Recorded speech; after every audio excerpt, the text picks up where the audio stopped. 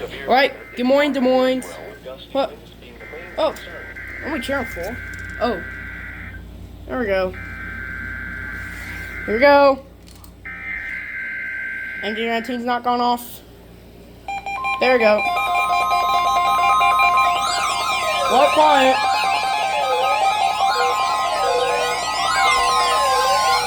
There we go. One alarm system in cooperation with the emergency alert system. Tests of this alarm system are conducted every Wednesday at 11 a.m. and at 7 p.m.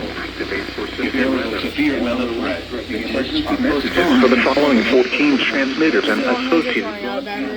will activate for severe weather and other life-threatening emergency messages for the following 14 transmitters and associated broadcast areas.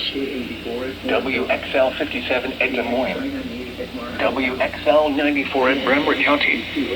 WXK 84 at Fort Dodge. KXI 98 at Marshalltown. KXI 62 at Montezuma. WXM 91 at Raspin Lake. WNG 730 Again. at Miller. KZZ 51 at Carroll. KZZ 68 at Benwood.